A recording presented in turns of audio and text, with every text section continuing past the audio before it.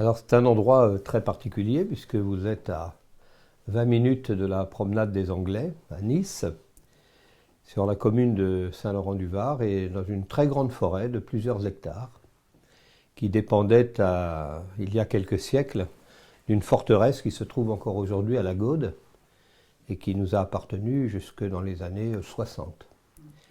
Ensuite, nous avons rétréci un peu le domaine et là vous êtes dans ce qui était probablement une extension de ce château, et donc un lieu qui a été développé par les hospitaliers de Saint-Jean, les chevaliers hospitaliers de Saint-Jean, puisque à cette époque, là où nous nous trouvons, c'était le comté de Provence, et de l'autre côté, le comté de Nice, qui dépendait de l'Empire germanique, et le Var, le fleuve, le Var, était une frontière. Donc nous sommes aujourd'hui en France, mais ça n'était pas le cas au début. Et au fil des siècles, eh bien, le domaine s'est rétréci considérablement. Et aujourd'hui, vous êtes dans ce qui reste de ce domaine, donc avec une petite communauté religieuse, une chapelle souterraine, comme vous l'avez vu, très ancienne, et puis notre communauté qui est reliée à l'église vieille catholique romaine de rite latin, c'est-à-dire que nous pratiquons le rite d'avant le Concile Vatican II, pas d'une manière formelle, bien sûr, puisque nous introduisons du français dedans, alors que ce rite est normalement entièrement en latin. Mais pour le confort de nos fidèles qui viennent ici régulièrement, on utilise maintenant un rite adapté.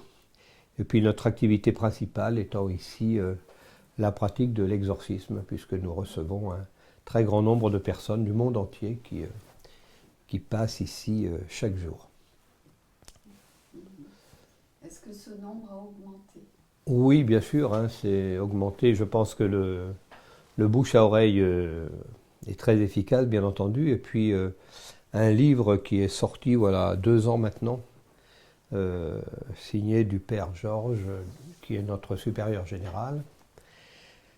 Ce livre, aux éditions Très Daniel, a fait beaucoup, beaucoup de chemin. Il a été extrêmement diffusé et évidemment nous a amené beaucoup de visiteurs. Tout à l'heure, vous avez abordé justement par rapport au Viking et par rapport à la vie, la question de la vie. Est-ce que vous pouvez en dire un peu plus? Par rapport aux Vikings, Oui, oui. C'est-à-dire que évidemment, j'enseigne la pensée chinoise et beaucoup de gens pensent que c'est une pensée très compliquée.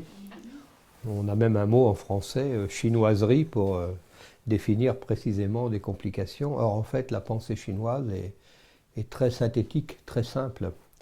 Les Chinois n'ayant pas beaucoup d'aptitude à la métaphysique, ça ne les intéresse pas. Et puis, ils n'ont pas non plus d'aptitude à l'abstrait. Donc, ils ont besoin de choses tangibles. Et ils ont donc une appréhension de l'univers qui est assez différente de la nôtre. Je crois qu'ils n'utilisent pas les mêmes outils que nous pour penser l'univers, pour l'observer non plus. En fait, ce sont de très grands observateurs de la nature humaine. Ils ont remplacé ce que nous pratiquons, comme évidemment on ne verra jamais un Chinois discuter du sexe des anges, alors que nos théologiens adorent ça. Le Chinois, lui, il est beaucoup plus ancré dans la réalité. Il a le temps pour lui, il n'a pas d'objectif précis dans la vie, il va au gré des possibilités, mais alors que nous sommes toujours tendus vers un but, avec l'angoisse de la traversée. Le Chinois ignore ce genre de choses, ce qui fait évidemment qu'il est sans cesse adapté au monde, alors que nous, on aimerait plutôt que le monde soit adapté à nos attentes. Alors évidemment, nous sommes toujours déçus et eux le sont rarement. C'est une grande différence. d'accord. Vous parliez peut-être de l'intention. Oui, alors ça c'est autre chose, c'est une approche qui est plutôt judéo-chrétienne, c'est l'idée, enfin qui existe dans d'autres civilisations, c'est l'idée de la création de l'univers à partir du moment où nous sommes dans une démarche spirituelle. on est obligé d'admettre la réalité de l'univers, puisque nous en faisons partie. Et là, il se pose la question de l'énergie qui est à l'origine de l'observable. Et à partir de ce moment-là, on se pose la question, l'univers procède-t-il d'une intention? Si on admet que l'univers a été créé par une conscience, et que cette conscience avait une intention, on est obligé de penser que cette intention procède également d'un plan.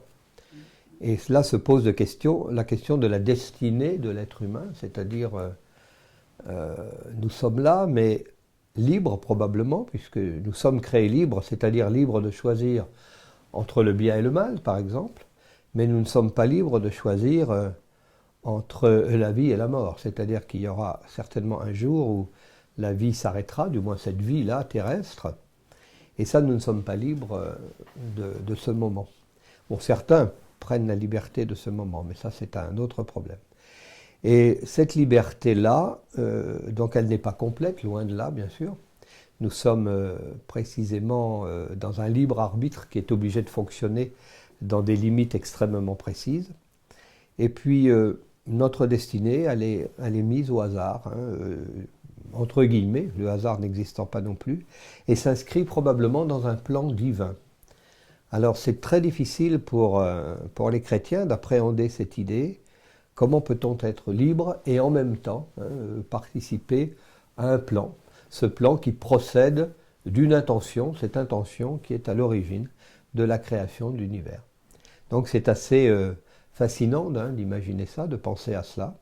Et on se sent à la fois très petit et en même temps très important aussi, puisque dans l'univers, la résonance de l'univers est telle qu'il n'y a pas de différence entre le plus petit et le plus grand. Il n'y a rien de petit aux yeux de l'univers, c'est juste un problème de résonance, de vibration et d'information.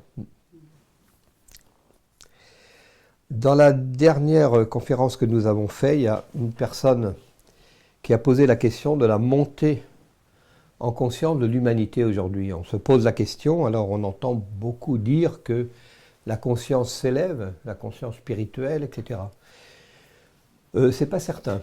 Je ne suis pas toujours d'accord avec cela. Je ne suis pas certain que nous sommes aujourd'hui plus spirituels que ne l'était l'homme du Moyen-Âge.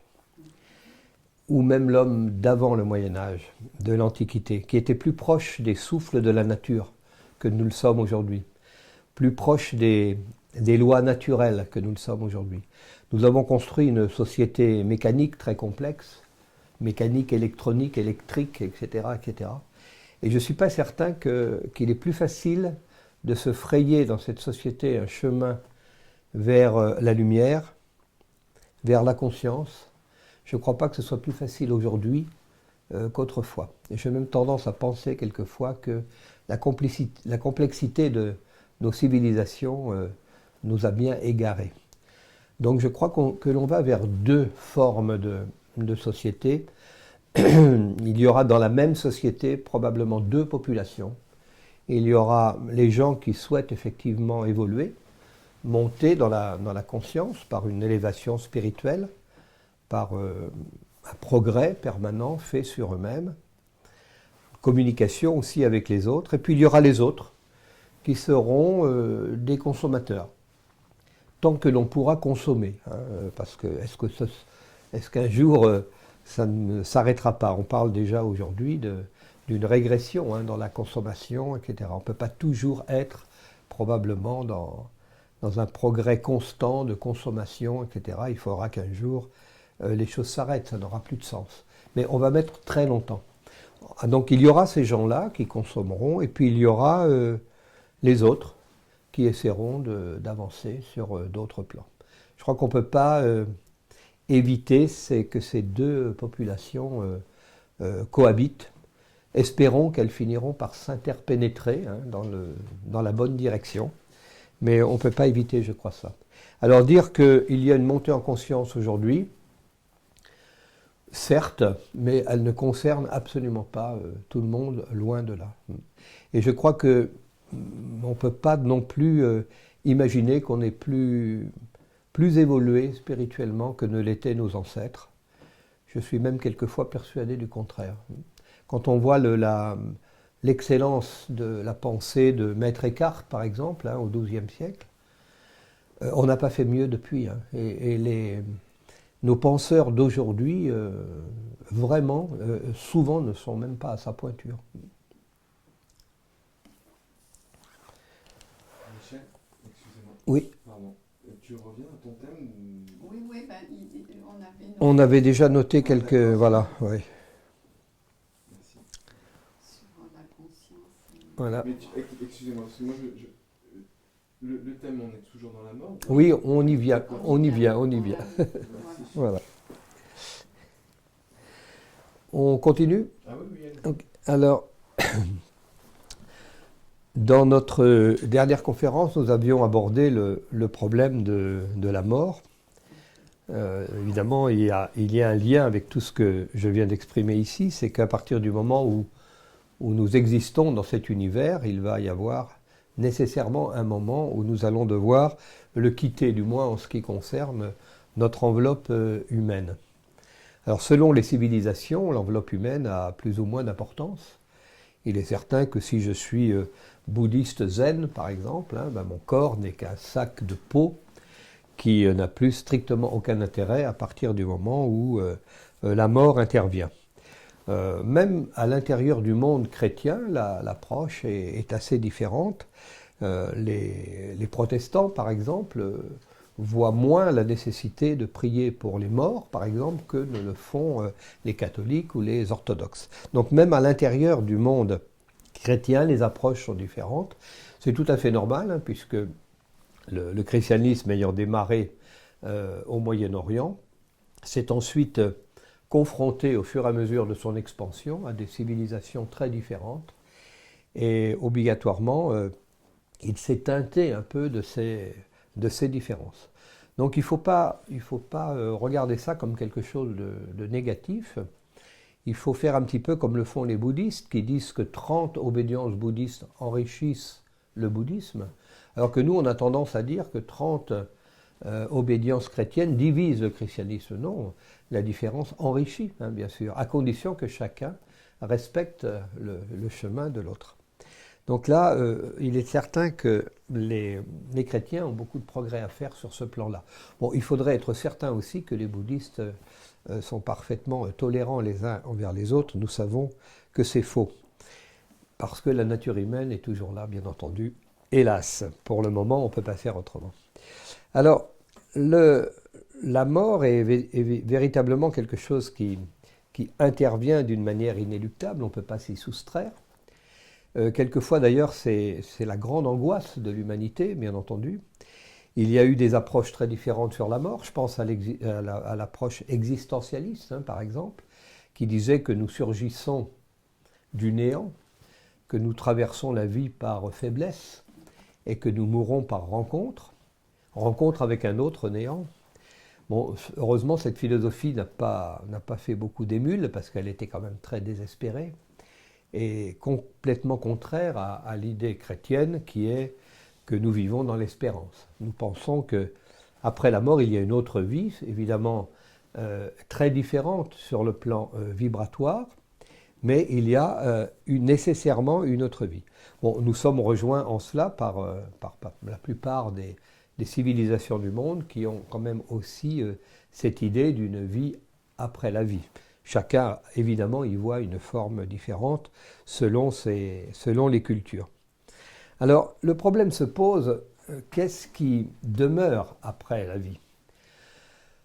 Si vous êtes bouddhiste zen, c'est assez dur. On vous dit que lorsque la mort survient, le corps disparaît, il repart à la matière, l'esprit disparaît, l'âme même disparaît, et il ne reste absolument plus rien. Ça, c'est quand même assez terrible, parce qu'on voit que le bouddhisme zen est à la charnière du taoïsme et du bouddhisme, et il a une opinion extrêmement précise là-dessus. Bien sûr, il ne peut pas rester rien. Les conséquences des actes passés continuent à créer quelque chose de nous, bien entendu, à travers le temps. Bien sûr, tout dépend de ce que nous avons été dans cette vie. Si nous avons eu une grande importance, au niveau d'une nation ou d'un peuple ou d'une civilisation. On n'aura pas les mêmes prolongements que quelqu'un qui aura une vie très rétrécie, bien entendu. Mais il y a obligatoirement des prolongements. Et puis il y a ceux qui pensent que l'âme continue à exister. Ça, c'est le point de vue chrétien, c'est-à-dire qu'il y a dans l'âme deux choses. Il y a l'anima latin, le mot latin qui signifie animer, c'est-à-dire le souffle qui nous donne la vie. Et lorsque ce souffle s'arrête, eh bien nous sommes morts. Seulement, il n'y a pas que l'anima dans l'âme, il y a aussi une autre partie plus subtile qu'on pourrait appeler l'esprit. Et quand l'anima s'arrête, l'esprit demeure. Et cet esprit, évidemment, on le relie à la conscience. Maintenant, cette conscience, est-ce qu'elle est individuelle ou est-ce qu'elle est un emprunt fait durant notre vie à une conscience plus globale? Là se pose le problème, bien sûr. Alors, je pense évidemment à Jung qui a travaillé sur l'inconscient collectif, ou le conscient collectif. Il y aurait une conscience générale qui contiendrait toutes les informations de l'humanité, voire même hors du temps, puisque dans le monde spirituel, le temps n'a strictement aucun intérêt. Et nous serions une émanation momentanée de cette conscience durant notre vie. Et puis, à notre mort, eh bien, nous rendons à la conscience universelle la partie de conscience que nous avons hébergée durant notre vie, mais enrichie de nos actes, enrichie de nos pensées, enrichie de nos vibrations. Si nous avons vécu à un niveau vibratoire modeste, voire grossier, eh bien nous enrichissons très peu la conscience globale. Et si nous avons vécu à un niveau très élevé de conscience, évidemment, nous apportons plus. Ce n'est pas très grave pour la conscience, sauf que cet inconscient collectif, il détient toutes les informations, c'est-à-dire les meilleures et les pires, bien entendu. Et alors les pires, c'est probablement ce qu'on appellerait par exemple le bas astral. Et là, nous en venons évidemment aux expériences de NDE, les expériences de mort imminente, parce qu'on parle toujours de ces gens qui se sont approchés d'un tunnel de lumière, etc., qui ont même rencontré des proches et qui ont eu très envie de passer de l'autre côté, et puis ils n'y sont pas allés. Évidemment, il y a une très grande différence entre s'approcher du seuil et franchir le seuil. En plus, rien ne dit que les gens qui ont vécu des NDE ont vécu les préliminaires obligatoires de la mort. Il est possible que lorsque le moment est venu véritablement de mourir, peut-être qu'on rencontre des choses extrêmement différentes de ce que rencontrent les gens qui font des NDE. On a décidé que les gens qui font des NDE connaissent les préliminaires de la mort, mais c'est peut-être pas vrai. C'est peut-être pas vrai. Et puis on ne parle jamais non plus des gens qui passent dans des zones infiniment plus noires que le tunnel de lumière, parce que je crois que lorsque nous expérimentons ce genre de choses, on ne peut pas aller vers des vibrations plus élevées que celles que nous vivons, que nous détenons. Et beaucoup de gens, lors de ces expériences-là, évidemment, traversent le bas astral et conservent de cette expérience, non pas un souvenir lumineux, extraordinaire, comme ceux qui ont connu le tunnel de lumière, mais conservent au contraire une terrible angoisse. C'est ce qui a probablement donné naissance à tout un tas de légendes, de choses comme ça. Je pense que l'enfer de Jérôme Bosch, par exemple, est une description de ce qu'on peut rencontrer en traversant le bas astral. C'est une image de ce qu'a pu rencontrer peut-être cet artiste qui peut-être a vécu ce genre d'expérience. Donc il faut un petit peu démystifier ce problème des NDE, parce qu'on peut les vivre de manière très différente. En tout cas, elles ont un immense intérêt, c'est qu'elles nous ont amenés à comprendre que la conscience n'est pas dans notre cerveau. Jusque-là, on pensait que le siège de la conscience, le siège de toute chose, de toute réflexion, de tout exercice spirituel ou intellectuel était là, et on sait aujourd'hui que ce n'est pas vrai, puisque les gens qui vivent les NDE, alors qu'ils sont en mort clinique, ont la possibilité de voir, d'entendre, de traverser même les murs, d'aller voir ailleurs. Et là, on retrouve un petit peu les expériences que peuvent faire les gens qui font des voyages dans l'astral. Tout cela est extrêmement lié. Et il faut savoir aussi que ce n'est pas obligatoirement relié à une préoccupation spirituelle. J'ai rencontré des gens qui voyageaient dans l'astral et qui n'en faisaient absolument rien. Ça n'était pas pour eux un outil de développement spirituel. Ce n'est pas nécessairement lié. Voilà. Alors que très souvent, on pense que l'un ne va pas sans l'autre, mais c'est absolument faux. Donc il faut bien penser que ces NDE nous ont apporté beaucoup sur cette idée que la conscience est probablement extérieure à nous. Et ça, c'est quelque chose qui me plaît beaucoup parce que ça ne contredit en rien l'approche chrétienne du monde et de la spiritualité. Je dirais même au contraire que quelque part ça la conforte. Et je crois qu'en fait le judéo-christianisme affirme ça depuis la nuit des temps. Et on n'avait pas trop prêté d'attention à cela. C'est un petit peu comme... je me suis aperçu en parlant avec des physiciens quantiques que le King, par exemple, qui a donné naissance au taoïsme et à l'essentiel de la pensée chinoise, eh bien, est relié au monde quantique, notamment dans l'approche du futur. Voilà. Et au niveau des âmes errantes, Père Gérard, et des communications avec les défunts. Alors, les âmes errantes, bon, ici, nous sommes des spécialistes du problème, puisque lorsque on pratique l'exorcisme, c'est quelque chose qu'on rencontre fréquemment, je dirais même tous les jours. Il y a différentes façons de mourir. On peut mourir en règle, on peut mourir en pleine conscience, et puis on peut mourir accidentellement. Quelqu'un qui a un accident de voiture et qui meurt brutalement en 1 seconde peut très bien ne pas se rendre compte qu'il est mort. Et à ce moment-là, cette âme, en quelque sorte, va errer, comme ça. Parce que la vie s'est arrêtée à un moment précis, à un moment vibratoire précis, et il n'est pas certain que cette personne avait atteint un niveau vibratoire suffisamment subtil pour s'élever très haut. Donc cette âme va errer, en quelque sorte. Ça peut durer des mois, des années, des siècles même. C'est ce qui a donné naissance probablement aux légendes des fantômes, etc.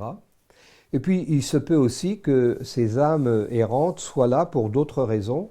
Par exemple parce qu'elles ont conçu des attachements affectifs, qui peuvent être des attachements à des personnes, qui peuvent être des attachements à des lieux, par exemple. Si vous vous attachez à un vieux château du Moyen-Âge, l'âme errante, elle va traîner là des siècles. Si vous vous attachez à une personne, cette personne, elle va mourir elle aussi. Donc à ce moment-là, on peut imaginer que l'âme errante n'aura plus de raison particulière de rester dans cet endroit. C'est la raison pour laquelle, dans le christianisme, on conseille de prier pour les morts, parce que le fait de prier pour les morts élève leur vibration et leur permet d'aller le plus loin possible vers la lumière. Donc il est très important pendant 40 jours, au moins, on rejoint là un petit peu le bardo des Tibétains, c'est à peu près la même durée. On sait que pendant ces 40 jours, la conscience n'est pas très loin en fait, et on peut influer sur cette conscience. Donc il est extrêmement important de travailler là-dessus. Et nous avons, dans le cadre de l'exorcisme, très très souvent, nous rencontrons des âmes errantes. Alors c'est très facile les âmes errantes parce que, à la différence des entités malveillantes, si vous voulez, l'âme errante, elle n'a qu'une seule envie, c'est de monter, de partir plus haut vers la lumière. Alors que l'entité malveillante, elle a un projet tout à fait contraire. Elle veut s'installer, elle veut squatter la personne, et elle s'y installe et elle a évidemment une action de l'intérieur. Donc on est dans 2 situations extrêmement différentes, mais nous sommes confrontés aux 2. Le problème de l'âme errante, si vous voulez, admettons que vous ayez une grand-mère qui avait une projection affective puissante sur vous, à son décès, elle ne va pas accepter de quitter la projection affective qu'elle avait faite, donc elle va s'accrocher à vous. Hein. Et par contre, l'inconvénient, c'est que ça prend de l'énergie. Voilà. Donc vous avez beaucoup de gens qui sont extrêmement fatigués après un décès, ils n'arrivent pas à s'en remettre. Et c'est souvent parce qu'ils font l'objet d'une projection affective d'une personne décédée. C'est puissant et ça peut être épuisant. Absolument. Et l'âme, quand elle quitte ce corps ou l'esprit, va traverser différentes eaux. Voilà.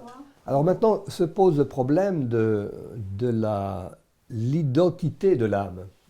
Est-ce que si je m'appelle Jules Dupont, est-ce que je reste Jules Dupont jusqu'à la consommation des temps? Il est évident que ça, c'est une vision très terrestre du problème.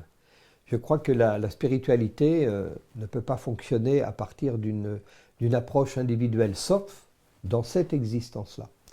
Et lorsque nous quittons cette existence, il est probable que l'on rejoint la grande conscience universelle, mais à ce moment-là, est-ce qu'on est encore individualisé ou est-ce que... Vous voyez, c'est l'image que nous renvoie la philosophie chinoise, hein, de cette vague de la mer qui se casse sur une plage et qui crée une très grande quantité de petites gouttes d'eau. Chaque goutte d'eau est individualisée, comme nous le sommes. Et le temps que cette goutte d'eau sur le sable va vivre, enfin va exister, elle va prendre des informations. Hein, la lune si c'est la nuit, le soleil si c'est le jour, etc.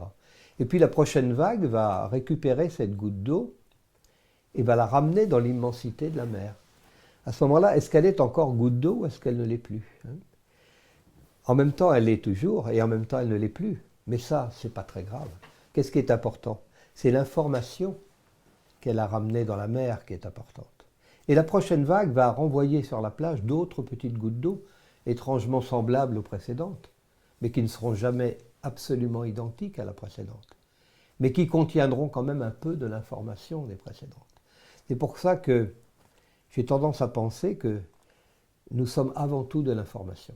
L'âme même peut-être, je m'avance peut-être au risque de scandaliser bien des gens, mais est-ce que notre âme elle-même ne serait pas une forme d'information?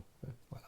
Car que reste-t-il de nous lorsque nous disparaissons aux yeux de ceux qui restent? De l'information. Il reste de nous des souvenirs, il reste de nous des actes, des œuvres, des pensées, etc. C'est de l'information, essentiellement de l'information. Et l'univers est information, bien sûr. Même si on retire la matière de l'univers, si on retire le temps, on peut retirer tout ce qu'on veut, il restera toujours de l'information. Et l'information est vibratoire, nécessairement.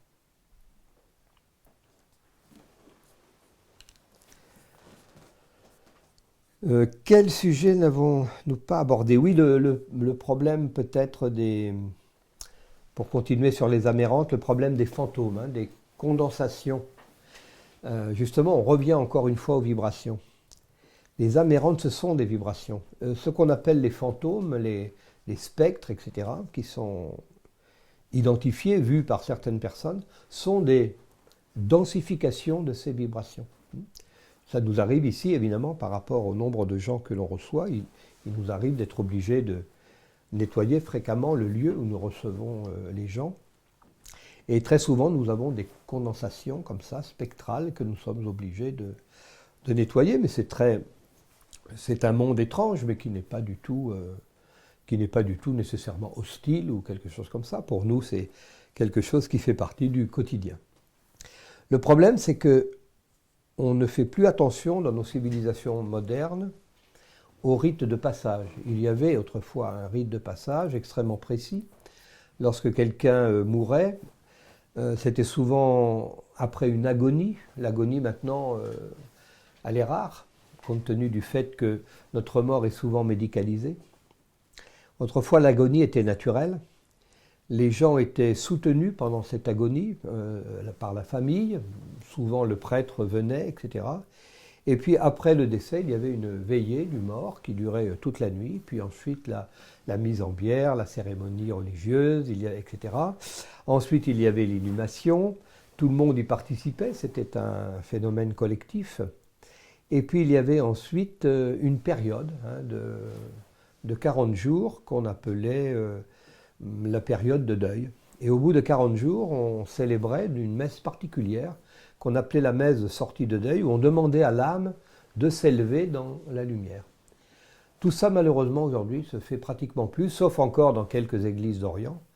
Et je crois que c'est à cause de cela que nous avons de plus en plus d'âmes errantes, puisqu'on n'est plus capable de faire partir les âmes correctement. Dans toutes les civilisations, dans toutes les religions, ces rituels de passage existaient. Alors, ils existent encore dans beaucoup de traditions, mais malheureusement, chez nous, c'est en perte de vitesse. En plus, se pose chez nous le problème de la crémation, qui n'a jamais été réprouvé par l'Église, comme on l'a dit, parce qu'il y a toujours une présence religieuse dans tous les crématoriums. Le problème, c'est que la crémation a été lancée au départ par des gens qui avaient des idées un peu existentialistes, qui disaient de toute façon, le corps n'a aucune importance, on vient de nulle part, on va vers un néant, donc qu'on soit brûlé ou autre chose, ça n'a pas d'importance. En fait, c'est très important. C'est très important. D'ailleurs, c'est pas par hasard qu'autrefois, on brûlait par exemple les hérétiques. On aurait pu les pendre, les noyer ou je ne sais pas quoi. On les brûlait, ça veut dire qu'on faisait disparaître de la création tout ce qu'ils avaient été. Ça veut dire qu'ils n'avaient pas existé. C'est grave, parce que n'ayant pas existé, ils ne pouvaient plus participer à la fin des temps, à la résurrection des corps glorieux. Donc c'était un acte grave. Et l'incinération que l'on pratique aujourd'hui reste un acte grave. Ça ne veut pas dire qu'on ne peut pas se faire incinérer, loin de là, mais il ne faut pas le faire n'importe comment. Vous voyez, par exemple, les hindouistes pratiquent l'incinération, mais d'une manière extrêmement différente de la nôtre. D'abord, ils incinèrent très rapidement, et puis, comme le bois coûte très cher, et que pour brûler un corps, il faut énormément de matière, de bois, les corps sont très, très peu brûlés en réalité. Moi, je suis allé en Inde, j'ai vu jeter dans le Gange ou un autre fleuve sacré des corps qui sont brûlés à 35%. Voilà. Donc il reste beaucoup de choses. Notre incinération à nous est une extermination complète de la matière. C'est-à-dire que d'abord on brûle entièrement le corps et tout ce qui reste ensuite passe dans un broyeur, tout est réduit en très fine farine.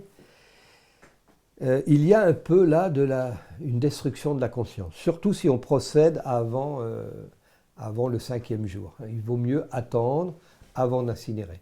Et l'incinération doit être demandée par la personne avant sa mort, elle doit en parler à ses proches, parce qu'il faut qu'il y ait un accompagnement. Il faut qu'il y ait des gens qui accompagnent la mémoire de celui qui s'en va à la mémoire de ceux qui restent. Il faut qu'il y ait un rite de passage ici. Et si, comme le font beaucoup de familles, on fait incinérer les gens alors qu'ils ne l'ont pas toujours demandé, parce que ça coûte moins cher, on peut le comprendre évidemment, économiquement parlant, mais spirituellement parlant, c'est un acte grave. Et surtout si on le fait avant les 4 jours. Voilà. Donc il y a une question à se poser à ce niveau-là, sur la manière dont nous procédons. Et juste une question pour les non-croyants, est-ce que quelque part la question l'amour peut permettre ce rituel de passage? Alors l'amour peut tout permettre, heureusement. Et on n'est pas obligatoirement, encadré dans une religion pour vivre dans l'amour. Ce qui compte avant tout, c'est la foi. La foi, c'est la certitude absolue que je possède au plus profond de mes cellules, cette certitude absolue qu'il existe une transcendance, que je vis dans un univers qui procède d'une intention, etc. Ça, c'est la foi. Et je ne peux absolument pas la partager avec vous. Parce que la foi est un sentiment tellement profond, tellement intime, qu'il ne se partage pas.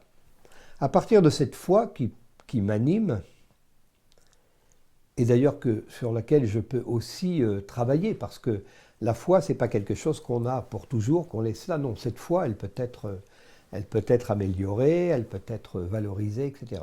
Mais à partir de cette foi, je peux donner un costume à ma foi, par rapport à ma culture. Je peux choisir une philosophie, je peux choisir une religion, je peux choisir un mode de vie particulier qui va encadrer la manière dont je vis cette foi. Et là, je peux me diriger effectivement vers une religion. La religion, c'est un mode de pensée qui fait une proposition au monde. Et c'est une proposition qu'on peut saisir ou non, qu'on peut saisir entièrement ou partiellement, etc. C'est la liberté de chacun. Mais c'est une proposition. Mais vous voyez bien que le problème des religions, c'est que ce sont des constructions humaines et qu'à partir de là, elles subissent tous les aléas des constructions humaines.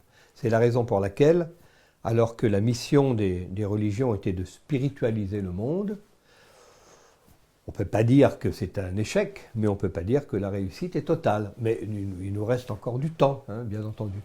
Quand on voit le christianisme, par exemple, si ça dure encore 2000 ans plus tard, c'est que le message, à l'origine, avait une puissance spirituelle phénoménale. Quand on pense à tout ce que les hommes ont fait, en croyant bien faire pour détruire ce message initial, il est encore là. Ça veut dire que le message est plus fort que les hommes. Et ça nous laisse le droit de vivre dans l'espérance.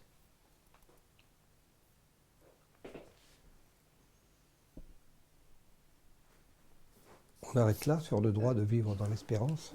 Père Gérald, une question. Quel est le fil qui vous a orienté vers l'exorcisme, de travailler avec ces âmes? Alors d'abord, il faut savoir que l'exorcisme ne peut pas être pour un religieux un choix, déjà d'une part. L'engagement religieux, c'est simplement la décision que nous avons à un moment donné de consacrer notre vie aux autres. Voilà. Bon, ça, c'est très simple. On peut d'ailleurs prendre cette décision dans un cadre tout à fait différent, hein. Bien entendu, moi, c'est mon choix. C'est mon choix parce que je l'associe évidemment à une démarche spirituelle. Quelqu'un qui travaille à la Croix-Rouge se consacre aux autres, mais pas nécessairement dans un contexte spirituel. Ça, c'est mon choix. Les autres font d'autres choix, c'est normal. Chaque voie est intéressante et doit être respectée. Et après, à l'intérieur de ce monde religieux, on peut discerner des gens qui présentent des qualités particulières. Des qualités de charisme, un équilibre émotionnel vraiment exceptionnel, etc. C'est-à-dire des qualités qui peuvent effectivement laisser penser, hein, à la hiérarchie, à l'évêque par exemple, que tel ou tel religieux pourrait devenir exorciste. Et à ce moment-là, on va engager, si la personne est d'accord, bien sûr, hein, il faut une adhésion de la personne, on va engager un processus donc de formation qui va durer plusieurs années. Et là, au cours de ce processus de formation, on va voir si la personne est réellement capable d'aller vers ce sacerdoce qui est extrêmement particulier. Il est dangereux, c'est épuisant, ça présente énormément d'inconvénients. C'est aussi passionnant, bien entendu, c'est la raison pour laquelle on en trouve encore quelques-uns. Mais c'est très très dur. Et à partir de ce moment-là, on rentre dans un monde effectivement tout à fait différent. Le monde de l'exorcisme est un monde absolument étonnant. Moi, je ne m'intéressais pas du tout à l'exorcisme lorsque je suis arrivé ici. Mais vraiment, quand je dis que je ne m'intéressais pas, je n'avais même pas lu un livre, un ouvrage là-dessus.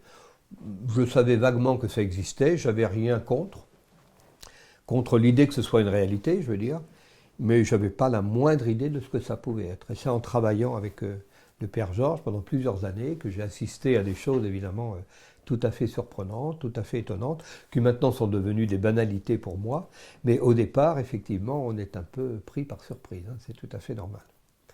Et on ne peut pas vraiment choisir cela, je crois. D'ailleurs, nous avons des problèmes on va dire entre guillemets, de recrutement, parce que nous sommes beaucoup sollicités par des gens qui souhaiteraient avoir cette formation d'exorcisme, mais qui, après, travailler, peut-être ajouter une corde à leur arc dans un autre domaine, de guérison ou autre. Mais ils ne savent pas, ils ne mesurent pas le danger que ça puisse représenter. Donc là, systématiquement, dès qu'on voit que la personne ne souhaite pas passer par les préliminaires de la formation religieuse, on refuse, bien entendu, qu'il rentre dans cette idée de devenir un jour exorciste. C'est absolument pas garanti, hein, bien sûr. Disons que sur 100 personnes qui pourraient se présenter, ça pourrait concerner que 1 ou 2 personnes, pas plus. C'est très très difficile de trouver quelqu'un qui aurait ces qualités. Un mot pour terminer par rapport à ce thème. après la vie, du passage et de vos expériences aussi dans ce domaine? Alors, dans la mesure où je n'y suis jamais allé, et que je n'ai pas eu la possibilité donc d'en revenir, je me fie à l'expérience de ceux qui se sont approchés le plus près possible de cela. Je me fie à l'expérience de l'enseignement également. Il y a dans l'enseignement judéo-chrétien des réflexions qui ont été menées. Il y a toujours des gens qui vont un peu plus loin que les autres et qui nous ramènent des témoignages. À partir du moment où ces témoignages finissent par être nombreux et concordants, on peut accorder une certaine valeur à cela. Quand je regarde les autres civilisations, puisque je m'intéresse beaucoup à l'ethnologie, je m'aperçois que les êtres humains se posent ce problème de la mort et de l'après-vie depuis fort longtemps. On peut penser que l'homme a déjà une idée de la vie après la vie depuis la préhistoire. L'homme de Néandertal avait des sépultures. À partir du moment où on institue une sépulture, c'est qu'on pense qu'il y a quelque chose après. Sinon, il n'y a pas de raison. Il est probable que les civilisations des chasseurs-cueilleurs n'avaient pas une idée de vie après la vie aussi développée que plus tard, lorsque l'homme se sédentarise. Donc, penser qu'il y a une vie après la vie, c'est déjà une pensée spirituelle assez élaborée, en fin de compte.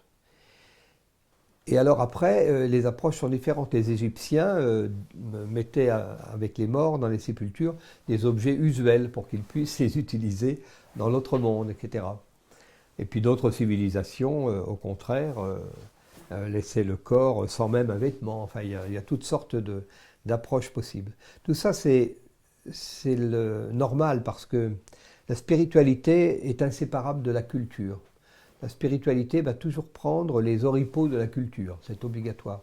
C'est la culture, d'ailleurs le mot culte vient de culture.